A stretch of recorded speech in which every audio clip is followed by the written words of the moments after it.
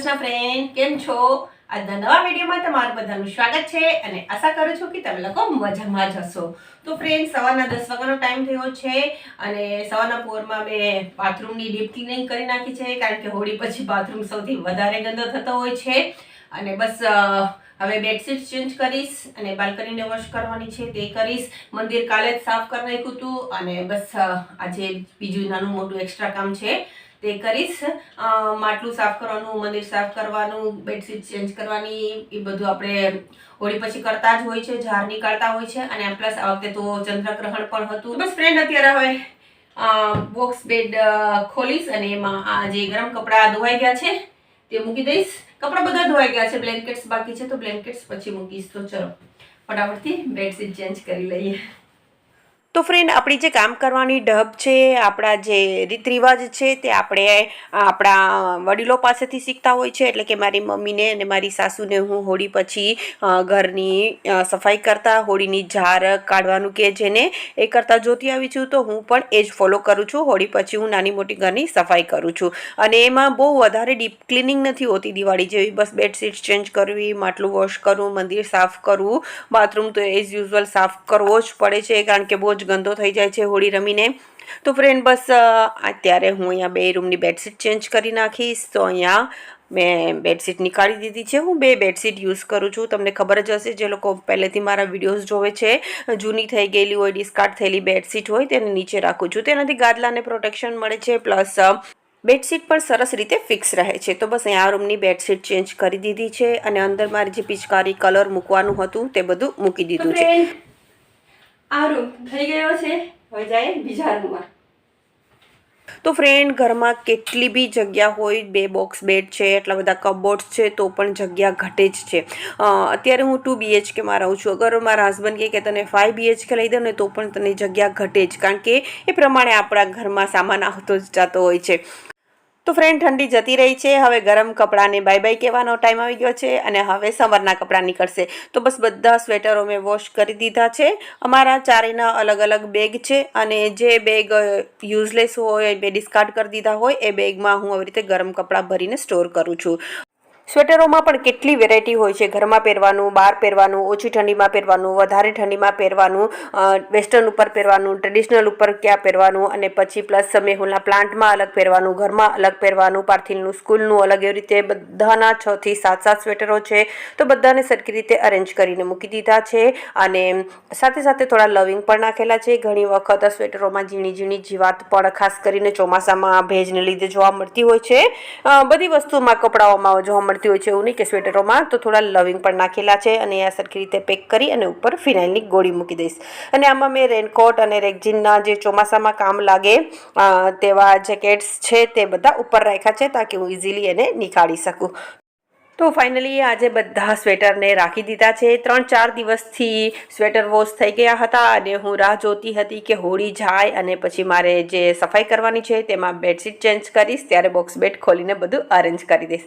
કારણ કે box bed ખોલીએ એટલે બેડશીટ આખી નીકાળવી જ પડે અને પાછી એમાં 2 બેડશીટ એટલે પાછી એને પાથરવાની, અરેન્જ કરવાની, એ પણ એક કામ આવી જાય છે.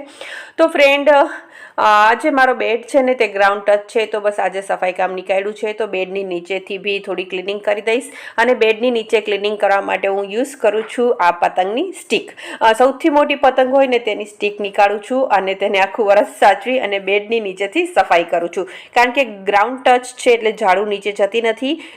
તો હું મહિનામાં 1 વખત બેડ નીચેથી આવી રીતે જ ક્લિનિંગ કરું છું.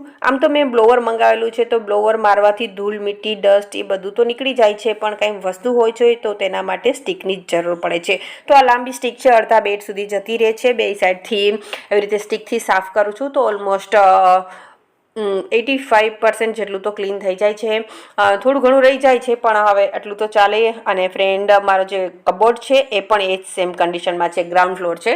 તો એની નીચેથી પણ હું આવી રીતે જ ક્લિનિંગ કરું છું, કારણ કે રૂમ નાના છે, બેડ છે, સ્ટડી ટેબલ છે, કબાટ છે, બધું રાખીએ એટલે જગ્યા બહુ જ ઓછી રહે છે, ખાલી ચાલવા જેટલી જ રહે છે. તો એમાં ઝાડુ નીકળતા બેડ નીચે અને કબોર્ડ નીચે ડસ્ટ જતી જ રહે છે. અને પ્લસ ફેન ચાલુ હોય અને અહીંયા કાળી ધૂળ બહુ જ ઉડે છે ફ્રેન્ડ, એટલે ડસ્ટ તો ઘરમાં આવવાની જ હોય છે. તો બસ અહીંયા આવી રીતે સાફ કરી દઈશ અને પછી કચરો નીકાળી દઈશ. તો આપણા જે ક્લિનિંગ ના રિવાજો છે સફાઈના, દિવાળી ઉપર, બધા ફેસ્ટિવલ ઉપર, હોળી ઉપર, તે ઘણા લોકોને અંધશ્રદ્ધા લાગતી હોય છે. લેકિન આ બધા જે રિવાજો છે તે સાયન્સ સાથે જોડાયેલા જ હોય છે. ઘરની સફાઈ કરવાથી ઘર વેલ ઓર્ગેનાઇઝ રહે છે અને ક્લીન રહે છે, જે આપણી હેલ્થ માટે બહુ જ બેનિફિશિયલ છે. તો ફેસ્ટિવલ અમુક અંતરે આવતા જ હોય છે અને એ પ્રમાણે આપણી ઘરની સફાઈ થતી જ રહે છે. પ્લસ સિઝન ચેન્જ થાય ત્યારે પણ ઘરની સફાઈ કરવી જરૂરી છે. તો ફ્રેન્ડ, દૂધ આવી ગયું છે ને, પ્લસ 11 વાગે અમારે આગળ અહીંયા તડકો આવે છે. તો આદું પણ હવે 1-2 દિવસમાં સરસ કડક થઈ જશે. ઓલમોસ્ટ સુકાઈ ગયું છે આદું, તો તેને બી તડકે મૂકી દીધું છે. અને અહીંયા મેં ભાત અને બંને દૂધ ગરમ થવા મૂકી દીધા છે. આજ હસબન્ડની સેકન્ડ શિફ્ટ છે, તો એને જલ્દી જવાનું છે, તો મારે 12:30 સુધીમાં લંચ પણ રેડી કરી દેવાનું છે. તો ફ્રેન્ડ, અમારી ટાઉનશીપમાં હોળી અને ધૂળેટીનું સેલિબ્રેશન પણ બહુ જ સરસ રીતે થાય છે. હોળીનું તો તમે જોયું જ હશે, મેં વિડીયો નાખેલો છે, પણ ધૂળેટી પણ બહુ જ સરસ રીતે સેલિબ્રેટ થાય છે. મને ને હસબન્ડને ઓછું ગમે છે એટલે અમે લોકો નથી જતા, બહારથી જાય છે. અને હવે મોટો થઈ ગયો છે એટલે સાથે જવાની પણ જરૂર નથી. મેં તો મારા ફ્રેન્ડ સાથે અમારી એક હોલી પાર્ટી હતી, તો તેમાં થોડુંક રમેલું હતું. પણ આવી રીતે સેલિબ્રેશનમાં રમવા જવું એટલે તમારો અડધો દિવસ એમાં નીકળી જાય છે. પ્લસ તડકામાં હોય છે એટલે મને હેડેકની પ્રોબ્લેમ બી છે, તો તે પણ થાય. અને પ્લસ ઘરે આવીને કપડાં, બાથરૂમ અને પછી રસોઈ બનાવી, અને એ બધું જ વધારે મને હેડેક થાય છે બધાથી. એટલે જ મને હોળી ઓછી ગમે છે.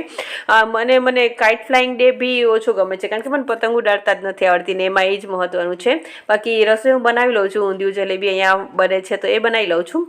પણ આ બે ફેસ્ટિવલ સિવાય નવરાત્રિ અને દિવાળી મારા ફેવરિટ ફેસ્ટિવલો છે, જે હું ખૂબ જ એન્જોય કરું છું. તો ફ્રેન્ડ, બસ અહીંયા બધા રૂમમાં કચરા નીકાળી દીધા છે. બધા એટલે 3 તો રૂમ છે, તો બસ એમાંથી કચરો નીકાળી લીધો છે. હવે મારે બાલ્કની વોશ કરવાની છે, તો તે ધોઈ નાખીશ. એની પણ હું હોળીની જ રાહ જોતી હતી, કારણ કે ધૂળ બહુ ઉડે એટલે જે નેટ છે તે બહુ ગંદી થઈ છે, તો તેને પણ મારે વોશ કરવાની છે. અને પ્લસ વચ્ચે વચ્ચે મને ગાર્ડનિંગનો બહુ શોખ જાગ્યો હતો, તો મેં બહુ જ બધા કુંડા અને માટી મંગાવી હતી, ઓનલાઈન ને બધું કર્યું હતું.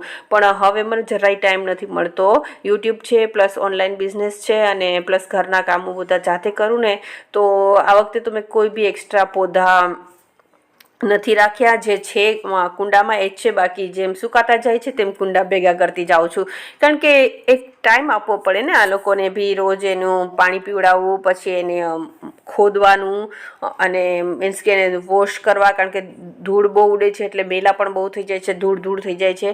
તો એ બધું મારાથી નથી પહોંચાતું. અધરવાઇઝ વચ્ચે વચ્ચે મને થોડો ગાર્ડનિંગનો શોખ લાગ્યો હતો, તો મેં ગયા શિયાળામાં તો મેં બહુ બધા પૌધા પણ મંગાવ્યા હતા અને રાખ્યા હતા. પણ આ વખતે તો મેં કંઈ જ નથી કર્યું. અને ફ્રેન્ડ, કપડાં ધોવાઈ ગયા છે. હવે બીજો લોટ જે બેડશીટ છે તેનો નાખી દઈશ. અને બસ હવે કપડાં સુકાવી, પોતું મારીને સીધી જઈશ કિચનમાં રસોઈ કરવા માટે. હવે આ બેડશીટનું મશીન હું રાત્રે જ ચાલુ કરીશ, ત્યાં સુધી પલળવા દઈશ.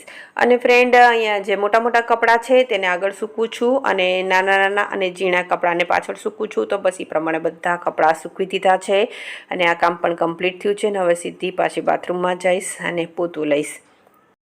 આજે પોતું કરવાના પાણીમાં મેં લિક્વિડ સોપ નાખેલો છે, તેનાથી મોપ ક્લીન થઈ જાય છે. અને પ્લસ ટાઇલ્સની જે ચીકાશ હોય તે બી નીકળી જાય છે, કારણ કે અમે લોકો નીચે બેસીને જમીએ છીએ એટલે હોલની જે ટાઇલ્સ છે તે થોડી ઘણી ચીકણી થતી જ હોય છે. અને ક્યારેક ક્યારેક હું નમક પણ નાખું છું, અઠવાડિયામાં એકાદ વાર. નમકવાળા પાણીથી પોતા કરવાથી ઘરની નેગેટિવિટી દૂર થાય છે. અને પ્લસ ક્યારેક ફિનાઇલ નાખું છું.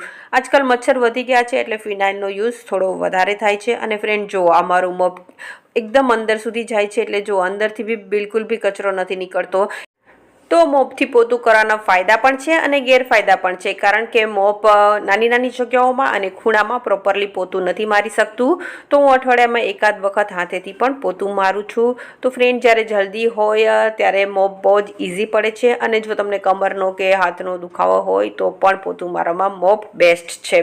એટલે મોપ પણ ઘરમાં જરૂર રાખવું જોઈએ, કારણ કે ઘણી વખત આપણે લેડીઝને ટાઈમ ન હોય તો જેન્ટ્સ ઇઝીલી મોપથી પોતું મારી શકે છે. તો બસ અહીંયા પોતું થઈ ગયું છે. હવે બાથરૂમને વોશ કરી નાખીશ, અને જે બેડશીટને છે તે તો હું રાત્રે જ ધોઈશ હવે. તો બસ આજનું મારું અહીંયા સફાઈનું જે અભિયાન છે તે પૂરું થાય છે. અને હવે એના પછી જાય સીધી કિચનમાં. તો ફ્રેન્ડ, આ બાથરૂમ છે તે હું રોજ નથી ધોતી, અઠવાડિયે એકાદ વખત જ વોશ કરું છું, કારણ કે ખાલી એમાં કપડાં જ ધોઉં છું. બાકી પોતું ઘણી વખત હું કિચનમાંથી પણ મારી દઉં છું.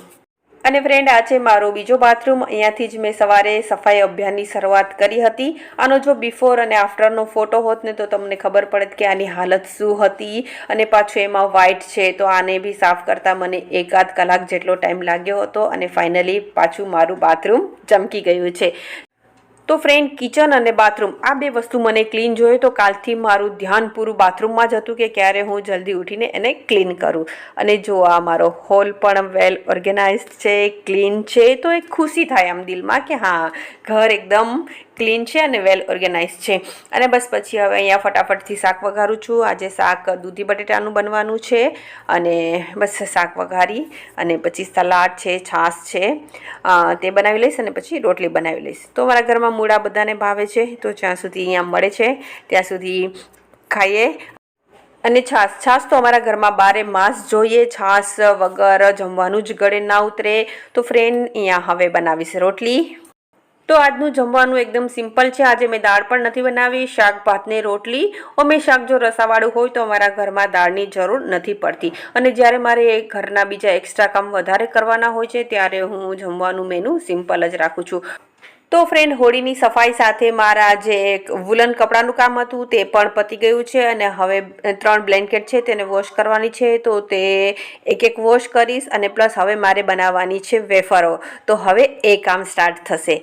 તો બસ અહીંયા જમીને હસબન્ડ ઓફિસ જતા રહ્યા છે અને હું લાગી ગઈ છું મારા કિચનના કામમાં. અને મારે 3 વાગે આજે મીટિંગ છે, તો તે પહેલાં બધું કામ કમ્પ્લીટ કરવાનું છે. તો હવે વાસણ થઈ ગયા છે. હવે સિંકને સાબુથી સરખી રીતે ક્લીન કરીશ, કારણ કે આમાં મારે કુર્તીને વોશ કરવાની છે. તો ફ્રેન્ડ, પાર્ટીમાં અમે ગુલાલથી જ રમેલા હતા અને મને એમ કે ગુલાલ નીકળી જશે, પણ મારા હાથમાંથી પણ નહોતો નીકળતો. તો હવે મને ડાઉટ છે કે મારી વ્હાઇટ કુર્તીમાંથી નીકળશે કે નહીં. અને પાર્ટી હતી એટલે જૂના કપડાં બી ના પહેરી જવાય. તો ફ્રેન્ડ, મારી આ કુર્તી એકદમ નવી જ છે, હજી મેં એક વખત પણ વોશ નથી કરી. તો ચલો હવે ટ્રાય કરીએ. તો અહીંયા સૌથી પહેલાં તો પ્લેટફોર્મને ક્લીન કરી દઈશ. ગેસ રોટલીમાં વધારે ખરાબ થાય છે લોટ ઉઠતો હોય એટલે. તો બસ અહીંયા ગેસને બી ક્લીન કરી દીધો છે. અને હવે કુર્તી વોશ કરીશ. તો ફ્રેન્ડ, જુઓ, આ કુર્તી અલગથી જ રાખેલી છે અને ગુલાલ એમાં લાગેલો છે. એક જ કલર છે, ગુલાબી કલર.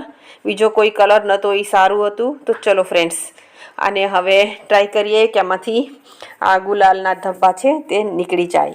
તો અહીંયા મેં પાણી ભર્યું છે અને આ મેં યુટ્યુબમાંથી જોયું છે કે કેવી રીતે કલર નીકાળવો. તો એમાં સૌથી પહેલાં તો સર્ફ એક્સેલ નાખેલો છે 1/2 ચમચી જેટલો.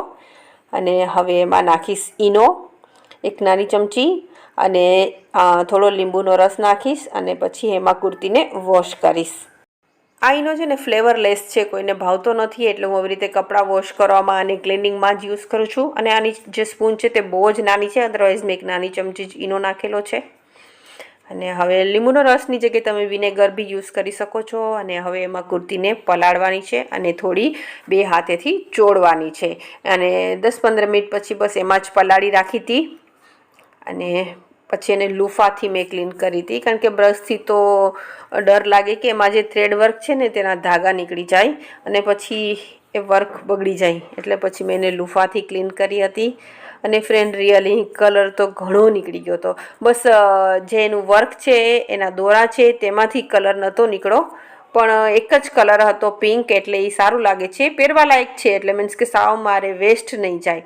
તો બસ અહીંયા પછી મેં સાબુવાળું પાણી નીકાળી અને ક્લીન પાણીમાં પાછો થોડો ઈનો અને લીંબુનો રસ નાખ્યો હતો અને પછી ડ્રાયર કરી નાખી છે. અને ફ્રેન્ડ, જુઓ, ફાઇનલી થેન્ક ગોડ કે તે કલર બધો જ નીકળી ગયો છે. અમુક જગ્યાએ પિંક કલરના શેડ છે, એ વર્કમાં, થ્રેડમાં, પણ એટલું તો ચાલશે, વાંધો નહીં. તો ફ્રેન્ડ, ફાઇનલી કુર્તી પણ ક્લીન થઈ ગઈ છે. આમ તો વ્હાઇટ કપડાં વોશ કરવા માટે વ્હાઇટનર મળે જ છે, પણ એ યુઝ નથી કરતી. ને સોચ્યું હતું કે જો આવી રીતે નહીં જાય તો તે લઈ આવીશ, પણ થેન્ક ગોડ જતું રહ્યું છે.